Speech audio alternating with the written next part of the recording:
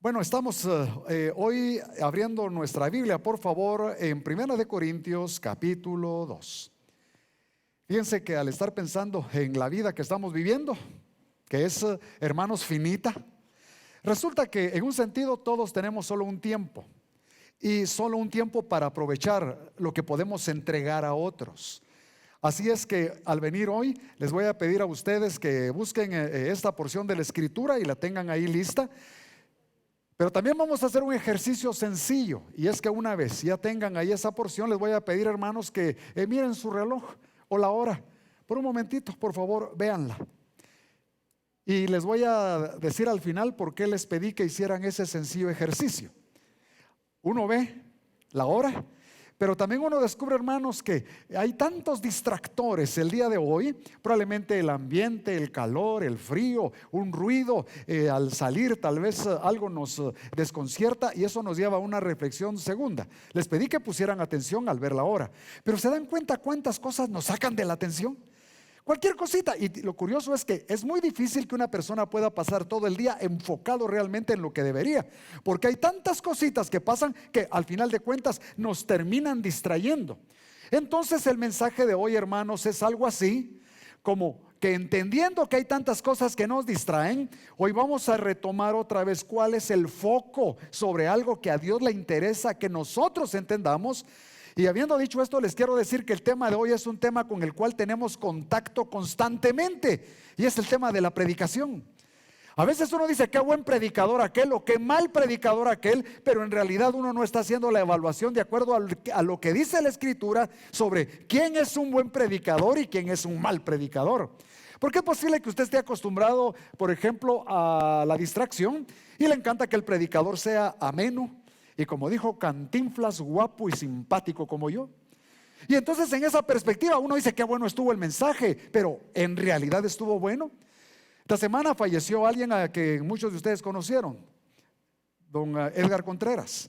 El hermano Edgar Contreras, un hombre que a muchos instruyó con la palabra y un maestro muy bueno. De hecho, algunos piensan que probablemente uno de los más influyentes en Guatemala en el ámbito evangélico, porque él enseñaba a través de la radio. Entonces el punto al que voy es, él ya no lo va a poder hacer. Es decir, si él no lo va a poder hacer más, yo tengo que entonces entender qué puedo hacer yo en mi contexto. Y por eso es tan importante que hoy, hermanos, entendamos lo que es la predicación. ¿Quién de ustedes en su sano juicio, si tuviera un arbolito de manzanas en su casa, para que estuviera bien las manzanas, regaría las frutas? Nadie. Uno riega la raíz. Y es lo que tenemos que aprender, hermanos, en la vida cristiana, que una buena predicación siempre riega la raíz. Pero muchos estamos acostumbrados a que las predicaciones rieguen las manzanas, pero no riegan la raíz. De ahí que tenemos una iglesia que no ha crecido casi nada en profundidad, aunque se supone que es el 40 o 50% de hermanos, y tal vez horizontalmente pareciera una gran amplitud de creyentes. Pero la pregunta hoy es, ¿realmente la predicación del evangelio está teniendo profundidad para que la gente pueda estar siempre bien cimentada? Porque pruebas nos van a pasar toda la vida, y a algunos nos van a parecer unas pruebas como que son más grandes que otras, y a veces he descubierto que no es que sean peores unas que otras, depende de qué tan bien fundamentados estamos. Y cuando uno está bien fundamentado, la prueba puede ser grosera, grosera, grosera, y seguir siendo uno como Job, hermanos, cuando pudo decir: Jehová dio, Jehová quitó, sea el nombre de Jehová bendito. Si todos pudiéramos tener esa actitud, seguramente ganaría mucho nuestra psiquis, nuestras emociones, nuestro físico, nuestra familia, nuestra manera de ser, nuestra generosidad, todo, porque nosotros tenemos que regar la raíz constantemente. Bueno, vuelvo a ver su reloj ahorita. ¿Cuántos segundos han pasado desde la primera vez que lo vio hasta ahorita, este momento? ¿Alguien pudo notar eso? ¿Saben? Les voy a dar una piedra de sabiduría, decía un maestro. Sea el tiempo que sea, jamás lo volverán a tener. Y que eso les haga sentir la importancia de aprovechar cada segundo del día. La predicación de Pablo, hermano, nos va a hablar ahora entonces de qué es la predicación y qué no es la predicación también. Y vamos a leer juntos esa porción. Verán ustedes que hoy vamos a aprender una cosa diría yo, de peso, muchas cosas lindas realmente en esta porción. Dice así la palabra del Señor en el capítulo 2, versículos 1 al 5. Leo en este momento. Así que, hermanos, cuando fui a vosotros para anunciaros el testimonio de Dios, noten qué gran encomienda llevar el testimonio de Dios, no fui con excelencia de palabras o de sabiduría, pues me propuse no saber entre vosotros cosa alguna, sino a Jesucristo y a este crucificado. Y estuve entre vosotros con debilidad y mucho temor y temblor.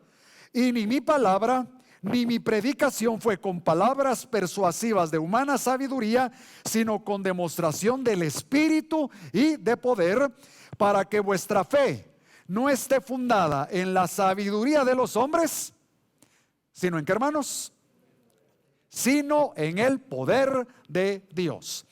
Cuando vemos este pasaje, la primera cosa que descubro es que el pasaje me dice lo que no era la predicación. Y vemos entonces que el apóstol Pablo nos dice, hermanos, que él no fue con excelencia de palabra. Y esto es muy importante porque Pablo no vino, hermanos, como un retórico, y sus declaraciones no eran discursos de elocuencia muy elaborada. Él no buscó que el evangelio fuera agradable, presentándolo con palabras seductoras, cosa muy distinta a muchos el día de hoy. Ciertamente los modales de Pablo eran sencillos, probablemente no afectados. Su dicción simple y fácil de entender.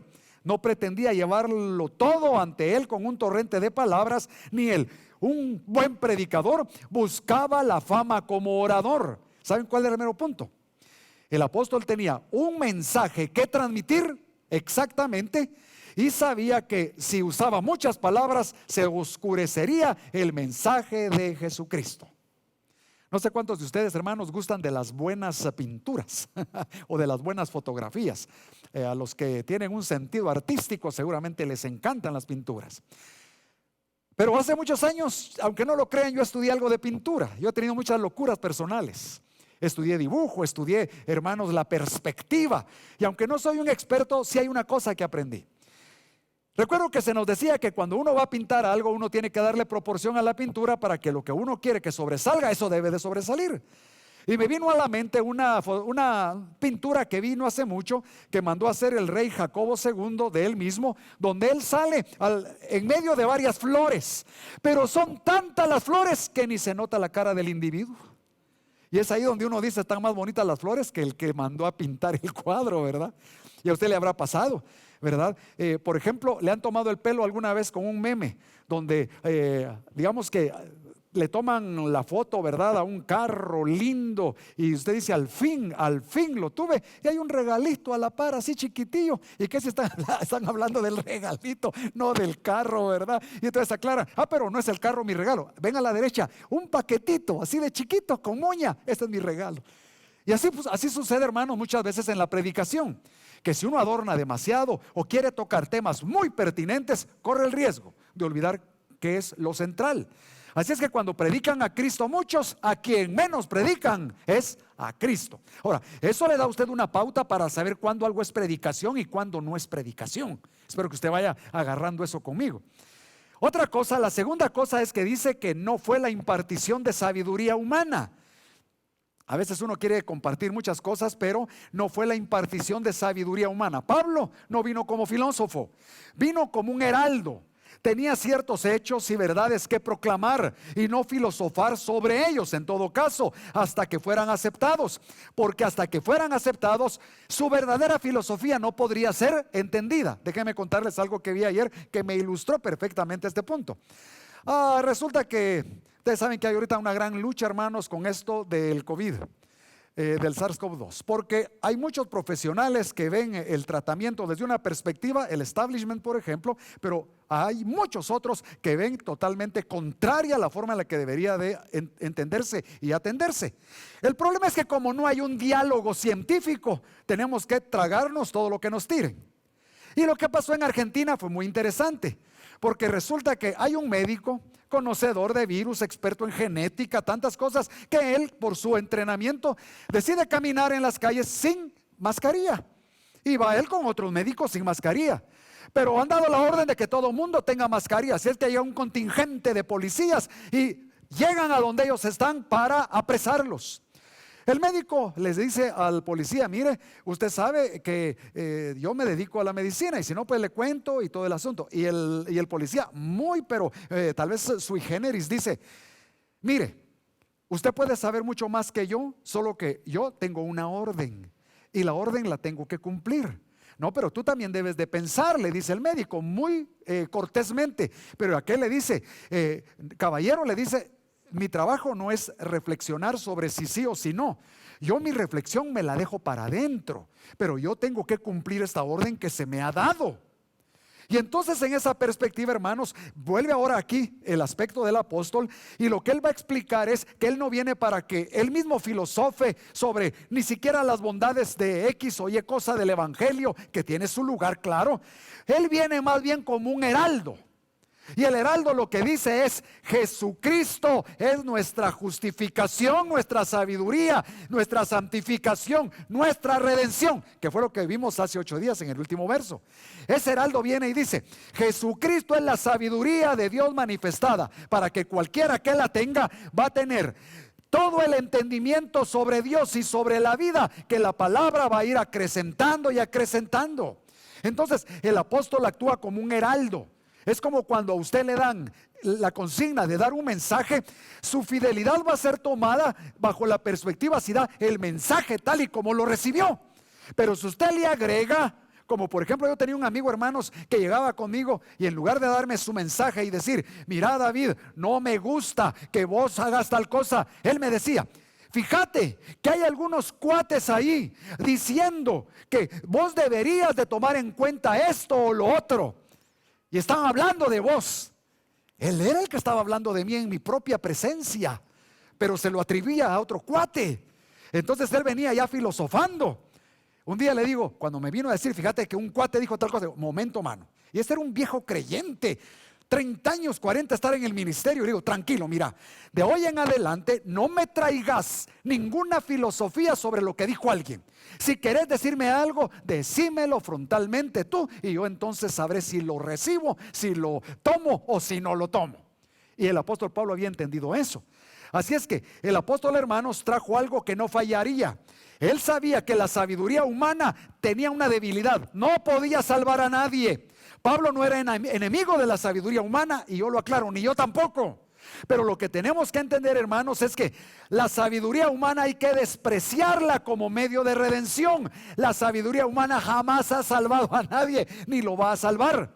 Pero Cristo Jesús, hermanos, trasciende la esfera de la sabiduría humana, porque las cosas que tienen que ver con la redención, es decir, con esa liberación. ¿Cuánto les gusta estar libres, hermanos? Libres del pecado, libres del mundo, libres del enemigo. Esa liberación solo Cristo la puede dar. Y en última instancia, el Señor nos va a liberar hasta de la muerte, porque Él nos dará otra vez vida para que nosotros estemos eternamente con Él. Así es que el Señor nos da esa libertad. Ahora, ¿qué es lo que sí era esa predicación? Y vean ustedes ahí que dice el apóstol: pues me propuse, verso 2, no saber entre vosotros cosa alguna. Y miren lo que se propuso saber el apóstol: sino a Jesucristo. ¿Y qué dice después? Y a este crucificado. Miren, hermanos, en el apóstol Pablo uno ve que esto llenaba toda su conciencia.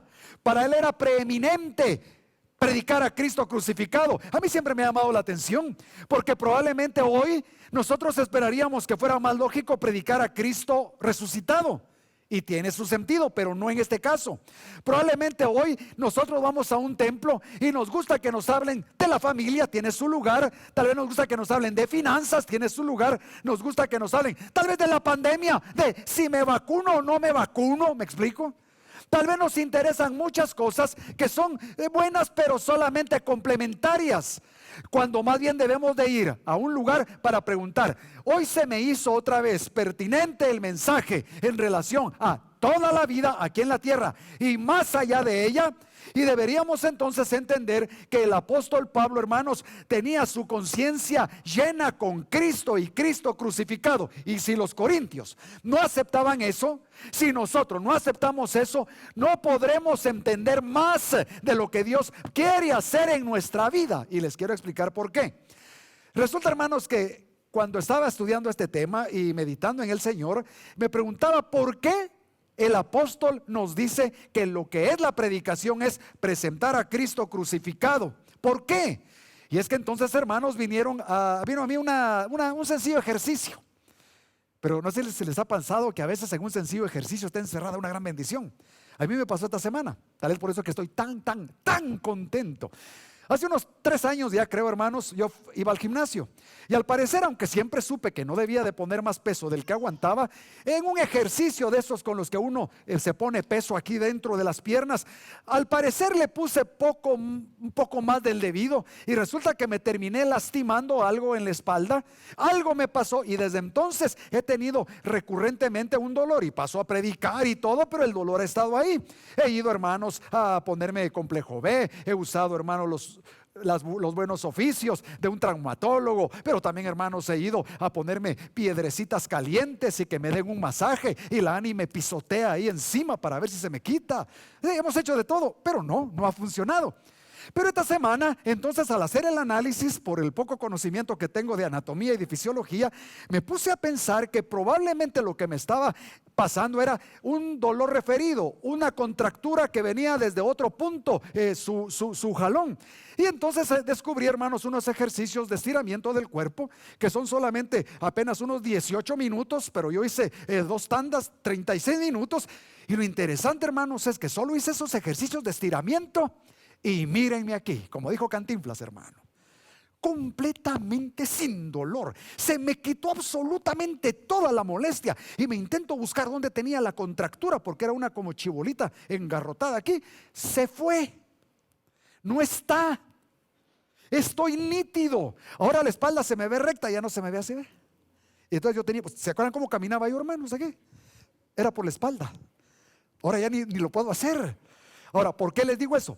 Porque algo tan sencillo era fundamental. Y aunque me dediqué a muchas cosas complementarias, ninguna tuvo el efecto. Algo así, hermanos, es esto de lo que es el evangelio, la centralidad de la cruz. Quédense conmigo. Noten, ¿cómo es que el Señor nos liberó de la maldición de la ley? Por la cruz. Segunda cosa, usted puede ver eso en 1 Corintios 2:2. También vemos que la cruz trae reconciliación y justificación. Romanos 4:25. Si usted toma nota, la cruz destruye el poder de Satanás, dice Colosenses 2 del 13 al 15. Mire, la cruz une a los creyentes con Cristo, Romanos 6 del 4 al 7. Y termino recordándole esto. La cruz es el símbolo del discipulado. ¿Por qué cree usted que hay muchos que no siguen a Jesús, sino que siguen a alguien más? Porque olvidaron que Jesús dijo: el que quiera seguirme debe tomar su cruz. Es decir, uno tiene que estar dispuesto a la negación de uno mismo. Uno, como el apóstol Pablo, hermanos, ya no pelea por su autoestima, porque me quieran, porque me aprecien, porque me aplaudan, porque me empujen. No, a pesar que nadie lo haga, resulta que Cristo vale tanto que por eso, hermanos, en la cruz del Señor uno siempre va a encontrar ánimo por todo lo que esa cruz significa. Aquí está el hermano César de la Cruz. Imagínese, hermano, el apellido que usted tiene. Bendición la que tiene. Ya solo con ese apellido el hermano César ya nunca debería estar desanimado. Bueno, sigo. Así es que entonces, hermanos, eso que suma, y eso que era la sustancia de la predicación de Pablo, es en muchas predicaciones como la proverbial aguja en el pajar. ¿Recuerdan ese dicho? Extremadamente difícil de descubrir. Esta semana estaba oyendo a un apóstol, vaya que no es guatemalteco, pero este hombre decía, miren ustedes el razonamiento: y Dios dejó apóstoles. Y se oía el clamor de aquellos miles de miles. ¡Amén!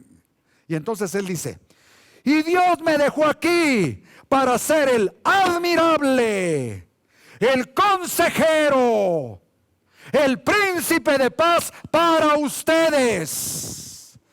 Y la gente se oía todo el clamor: amén, amén, amén. amén. Miren, hermanos, yo cada día estoy más admirado de la falta de entendimiento bíblico que tienen muchos llamados cristianos. Por eso tengan cuidado. Fíjese que he estado llevándome sorpresas ahí que siempre me causan un shock. Las comparto, las comento, no las comento. Por ejemplo, alguien bien intencionado, no lo dudo, sacó un meme y dice: Señor, mire usted, Señor, sé el oxígeno para todos los que tienen COVID-19. E inmediatamente comienzan los hermanos viejos creyentes a poner amén, amén, amén, amén. ¡Qué barbaridad! Primero manifiestan una ignorancia biológica y segundo manifiestan una ignorancia espiritual. Si usted ya puso un amén, caiga de rodillas y pídale perdón al Señor. ¿Sabe por qué? Porque uno está reduciendo al Señor. Pregunto, ¿qué es más, hermanos, Dios o el oxígeno? Es decir, si Dios creó el oxígeno, eso es como que en un momento donde lo que se necesita es cloro para tener desinfectadas las manos, yo diga: Señor, sé el cloro de los que tienen las manos sucias. Eso sí nos da risa. O sea, Señor, digamos que a usted le encantan los frijoles y los guatemaltecos con el frijol estamos nutridos, es nuestro alimento. Señor, sé el frijol de los que no tienen comida. Ya me imagino cuántos amenes aparecerían.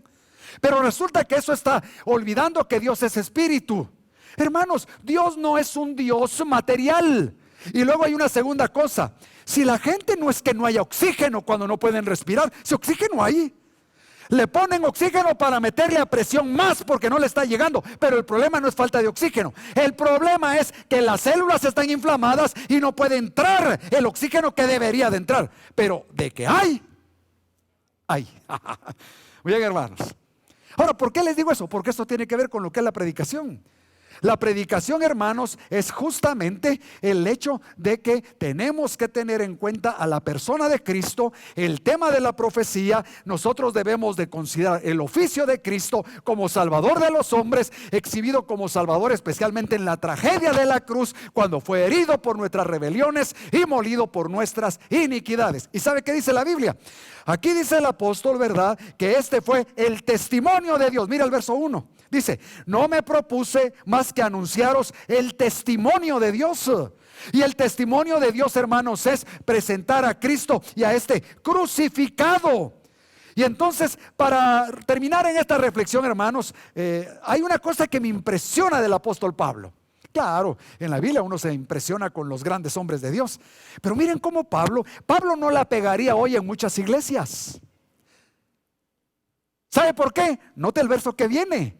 Y a ver si usted me lo puede explicar a mí. Y si no puede, yo se lo explico a usted. Este es el puro ping-pong, ¿verdad? Se la tiro y usted me la regresa. Usted le pone chanfle y yo le pongo un remate. Para los que juegan ping-pong saben de qué estoy hablando. Entonces note lo que dice. Dice el apóstol aquí, hermanos, verso 3. Y estuve entre vosotros, noten estas tres cosas: con debilidad, con mucho temor y con mucho temblor también. Debilidad, temor y temblor. No se supone que sobre todo el que predica no debería tener debilidad, no debería de tener temor y no debería de tener temblor. ¿A qué se refiere? Y es que, hermanos, el apóstol Pablo está explicando aquí, en contraposición con la sabiduría humana, que aquellos sabios creían que sabían argumentar y por eso llegaban con toda la confianza humana para tener discípulos. Pero el apóstol Pablo va a usar que en el evangelio del Señor, en realidad, la característica necesaria primera para predicar a Cristo crucificado y descubrir que de Él tiene que venir todo lo que uno necesita, es esa sensación de carencia, de que sin Él no tenemos nada. Y que con Él, hermanos, se cumple lo que el Señor dice. Primera cosa, que en nuestra debilidad el poder de Dios se perfecciona. Así es que lo que el apóstol está diciendo, hermanos, cuando dice que Él tuvo debilidad, está recalcando, hermanos, que este testimonio, que Dios no tenía nada más grande o mejor que revelar a los hombres que esto, implicaba que Él, como aquel que iba a proclamarlo, siempre era necesario que fuera acompañado de debilidad, probablemente el aguijón en la carne, para que no dependiera en Él mismo y de su fuerza. Porque es bien sutil, hermanos, es bien sutil cuando alguien dice confío en Dios. pero como sabe que en el banco tiene 500,000 quetzales, dice, me quedé sin trabajo, pero confío en Dios, hermanos. Pero es que tiene los 500,000 en el banco. Entonces sabe que los 500,000, aunque no tenga trabajo, le van a dar lo que necesita. Por eso da testimonio, hermanos, y hay que confiar en Dios. Sí, pero él recuerda, es que tengo los 500,000 en el banco. No tenga nada. Y lo voy a poner más grosero, supóngase que tiene una deuda y sobre eso lo estafaron y usted se quedó sin nada. Entonces dígame, ¿va a confiar en Dios o se va a preocupar? Entonces, hermano, es ahí donde viene ese punto fino. Yo cada día me llevo esas sorpresas. Yo paso a cantar y no estoy juzgando a nadie que cantó, pero yo paso a cantar, canto lindo y canto algo precioso, y entonces al final digo, pero para la gloria de Dios. Bajo y llego y pregunto, ¿cuántos CDs compraron? Así, ¿verdad? ¿Y cuántos nos echaron flores? Porque es bien complicado, eso voy, hermanos, tener esa línea de separación entre realmente confiar en el Señor o confiar en algo que uno tiene. Le pongo otro ejemplo. Usted es profesional y sabe cómo moverse en su campo. Entonces la pregunta es, ¿realmente confía en Dios en cuanto a que el Señor va a abrir puertas? O en última instancia, sí, usted cree que confía en Dios, pero también ahí usted confía en que se las sabe todas. Sabe cómo mover la lengua, sabe cómo tocar los gatillos emocionales, sabe ver oportunidades o sabe crearlas, ¿verdad? Porque una de las gracias del que sabe moverse es que le hace sentir necesidad al que no tiene necesidad. Como las hermanas cuando van a comprar zapatos y se dicen a sí mismas, es que ya no tengo zapatos.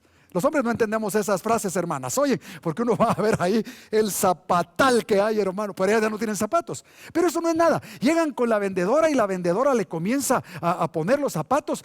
Ya ni la vendedora tiene que vendérselos. Ellas mismas, como no tienen zapatos, dicen, y estos me van a ir con aquel vestido porque parece no tengo zapatos. Y qué bien me calza. ¿Cómo me los ves? No vale lo que el esposo diga.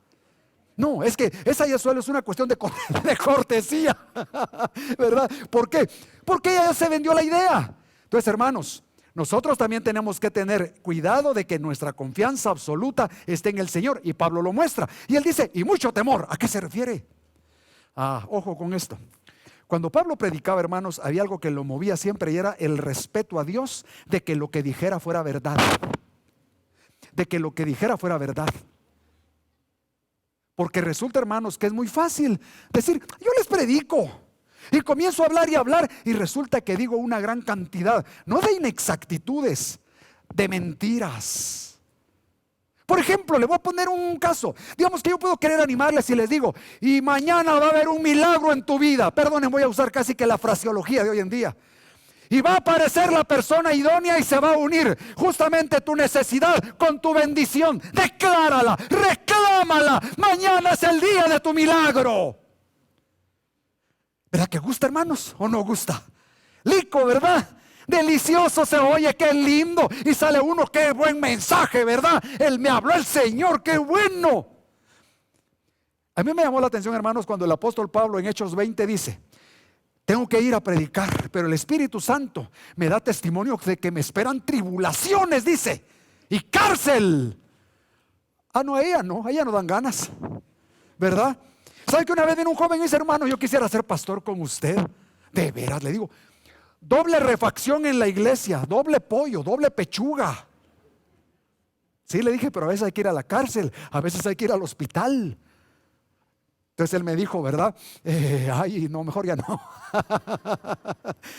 Entonces, hermanos, solo estoy ilustrando otra vez el mero punto de la vida de evaluación. ¿Usted oye un mensaje? Pregúntese entonces, ¿este mensaje está proclamando a Cristo crucificado? Y usted va a descubrir que el que predica puede ser doctor, puede tener esto, lo otro, qué sé yo, millones de gentes que lo siguen, millones de gentes que lo exaltan, sí. Pero el mensaje, si no presenta a Jesús como la respuesta a todas nuestras necesidades de liberación, a Jesús como la respuesta a nuestra liberación de la maldición, a Jesús, hermanos, crucificado como el desafío para que bendigamos a otros siguiendo las pisadas de Él, no creo que fue un buen mensaje el que usted escuchó. Sí, lo van a animar y ahí es muy seductora esta manera de predicar. Yo aquí en la iglesia hice una vez un ejercicio, tengo que contárselos, hermanos. Ustedes saben cómo predico, ustedes me conocen, quiero ser siempre fiel al texto. Y no quiere decir que soy perfecto. A veces definitivamente hay que profundizar más. Pero recuerdo que un día decidí predicar un mensaje puritita emoción animante. Así es que les expliqué en base a un pasaje de Hechos, hermanos, donde el apóstol había también naufragado, cómo es que el Señor tenía listo el milagro para él y todo. Y lo que dije fue cierto, pero quería ver yo la reacción de la gente, porque no hubo ningún desafío, ninguna confrontación, ningún llamado a que sirvamos más, nada de eso. Todo era un bienestar y bienestar y bienestar para quien me oyó. Hermanos, es el día que más likes he tenido. Es el día que más me pararon, hermano, pues decirme: mira, David, te agradezco ese mensaje, lo que yo necesitaba. Cuidado, hermano. ¿Sabe qué es lo que la gente siempre anda necesitando? Que le levanten el ego. Y por eso siente tan rico el mensaje que levanta el ego. Y se los demuestro. Hermano querido, doy gracias a Dios por su familia. Voy a usarlo de ejemplo. Pero lo bueno es que positivo y negativo. Y no es cierto lo que voy a decir ahorita. Pero aquí está mi hermano y su esposa. Digamos que usted oye que allá alguien dice: esos hermanos, esos 4 que se sentaron ahí enfrente, tan chulos que se creen. Perdonen, hermano, no es cierto. Pero ya vieron a esos 2 muchachitos, mala onda yo, ¿verdad? Esos 2 muchachitos, miren, igualitos a sus papás, perdonen, hermanos, de feos. Y lo peor, la hermana oyó el comentario. Entonces la hermana, ¿qué dice? Voy a volver a hablar en el ego. La hermana dice: esos hermanos de esa iglesia, ya no vuelvo a ir. Ahí nada más hay pecadores y carnales. Cambiamos el panorama. Resulta que la misma persona hace el comentario, pero ahora cambia y dice: ya vieron a esos que están allá enfrente. Miren qué pareja más linda esos 2 papás. Y por eso es que los hijos salieron tan chulos. Ya vieron, hasta dan ganas de comérselos. ¿Ha oído esos comentarios? Y la hermana hoy dice: espiritual el comentario, bendiciones de Dios para su vida. Hermanos, nosotros ni cuenta nos damos, pero a todas partes donde vamos cargando un ego que es mayor que nuestro peso en libras. Y entonces por eso sentimos tantísimo respaldo, cuando lo que nos dan no es lo que Dios dice, ni siquiera voy a decir lo que necesitamos, lo que Dios dice, sino lo que alguien que sabe manipular, manejar, conoce la psiquis, conoce la necesidad humana, lo que la persona o tiene necesidad o se la inventa, porque recuerden que casi todas las necesidades son inventadas. Y uno siente la gloria cuando alguien, me permiten una frase chapina, le soba la leva a uno. Yo lo descubrí un día, hermanos, en que salió mi foto, no sé por qué, en el Facebook. Y entonces alguien que no me aprecia seguramente, ¿verdad? Puso ahí, como puso: otro de los pseudo predicadores de la prosperidad. ¿Pueden creer, hermanos? Tantísimo que yo he prosperado de plano. No entiendo por qué alguien puso ese mensaje. Y yo cuando lo vi, conozco al individuo, sé que es un pobre muchacho que siempre lo he observado pues resentido en sus comentarios, pero cuando lo vi me puse otra vez en la perspectiva. ¿De veras calzaré en esa reflexión? Entonces el punto al que quiero llegar, hermanos, es: no sé si calzo o no. Hasta eso le digo. Creo que no, pero no sé. Lo que sí sé, hermanos, es que me tocó la neurona interna. Y uno comienza a decir: a la gran, tanto que he predicado, tanto que les he hecho sentir que a Cristo hay que ver, y me salen con esta cosa. Sí, y así va a pasar toda la vida. Por eso el apóstol Pablo en la iglesia de Corinto tuvo que decir: yo con el mayor placer he gastado y gastaré de lo mío, aunque amándoos más, yo sea amado menos. Sí, así funciona la vida cuando uno va a honrar a Cristo crucificado. Si está crucificado, Cristo, hermano, nos da modelo. No de estar goza, que te exaltan, sino que habrá momentos difíciles. Y sé que este es un desafío para quienes tienen recursos, hermanos.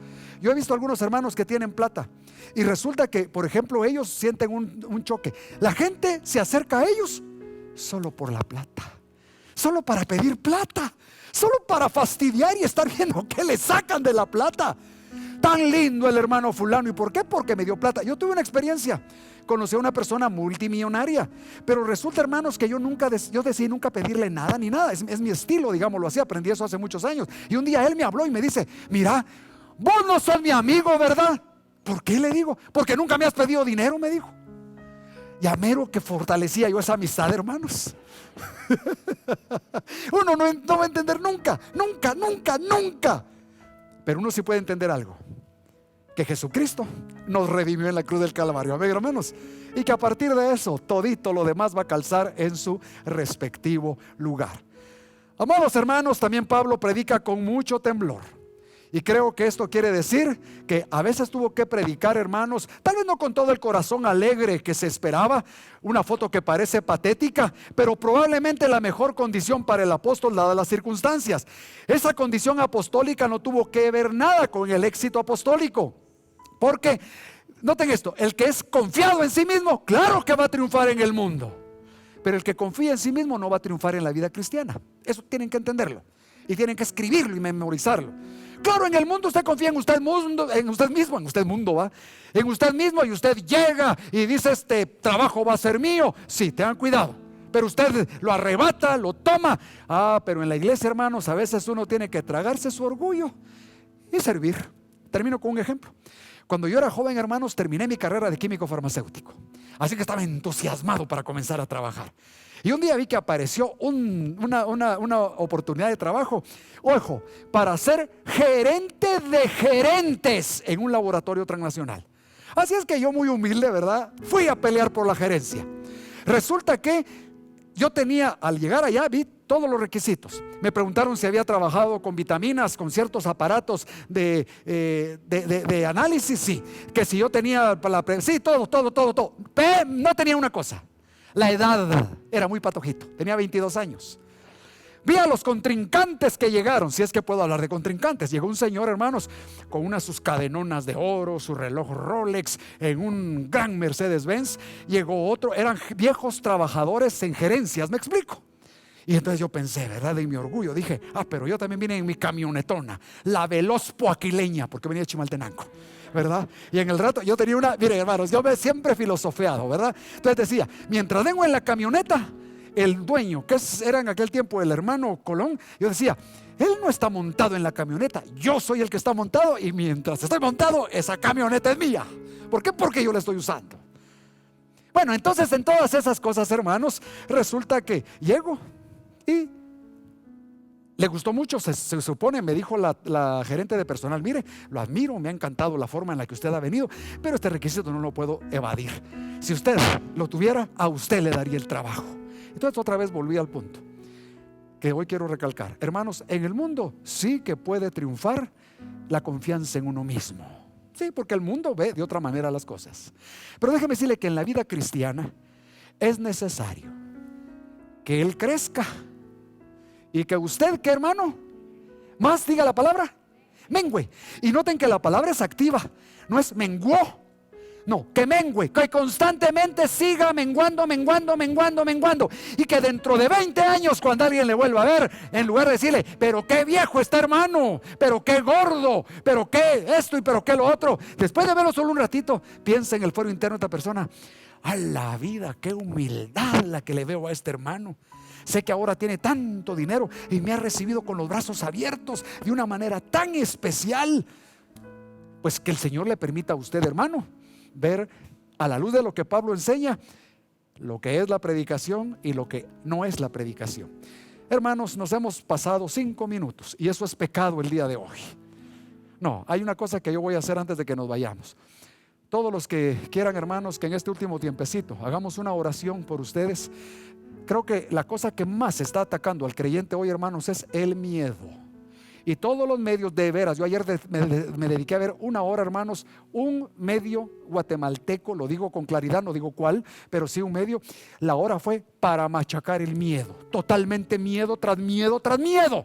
Ojo, ahora viene la nueva cepa, la cepa delta. Tenemos que protegernos porque la cosa está terrible, que no sé qué. Díganme, ¿quién ha aislado la primera cepa? Nadie. Y estoy desafiando a que cualquiera que la haya aislado me la traiga. Y si no han aislado la primera, ¿cómo saben que hay otra más y una delta ahorita? Si no se ha aislado ni la primera. Somos demasiado crédulos, hermanos, y a nadie cuestiona. Y entonces en ese proceso resulta que todos tenemos miedo. Y ahora ya en Chimaltenango murió alguien por el hongo negro. Una persona entre 17 millones de guatemaltecos. Pero es que hay que meter miedo. Y claro, yo sé, porque como les hablé hoy aquí, hermanos, qué es lo que se busca. Pero lo que le quiero decir es que el Hijo de Dios le dé más crédito a cualquier cosa externa que a quien mora entre nosotros. Me parece que ahí sí hay un problema. Hay que cuidarse, aquí estamos cuidándonos, llevamos todito lo que se nos exige, claro. Pero una cosa le digo: he observado que la gente está muriendo más por miedo que por cualquier otra cosa. La mejor prueba es lo que pasó hace un año en un testimonio cercano a nosotros, que a una persona le dijeron que era positivo a COVID y ahí cayó muerto de un infarto. Estaba tan ya patéticamente separado de su sistema inmune que solo faltó el último empujoncito. Cataplum. Hermanos, que esto que digo, solo lo digo para que animarles a una cosa. Reflexionemos, sobre todo en la palabra. ¿Qué dice el Señor? Porque como les dije hoy, uno dice que confía en el Señor, pero confía más en la pólvora seca. Que confío en el Señor, pero confío más en los petro, euro, dólares. Que confío en el Señor, pero confío más en que ya tengo 5 años de estar corriendo todos los días y que mi cuerpecito está mejor. Que se ponga en pie el que quiera orar conmigo, pidiéndole al Señor una confianza grande en este tiempo en el que nos estamos moviendo.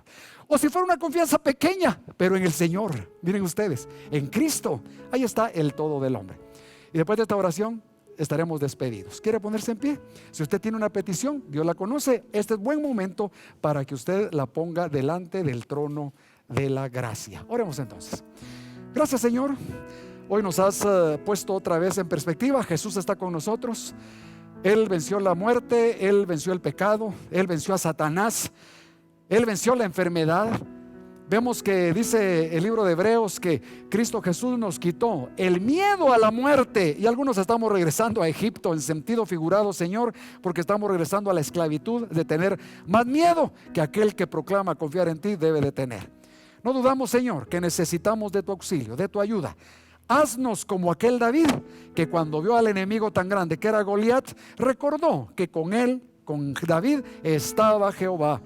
Como Jeremías, que pudo decir: mas Jehová está conmigo como poderoso gigante. Y que podamos descansar, Señor, bajo la perspectiva de que hasta un cabello que cae de nuestra cabeza, tú eres el que lo permite o no. Claro, Señor, danos la sabiduría para cuidarnos, la sabiduría para no presumir de una falsa fe. Sí, danos esa bendición.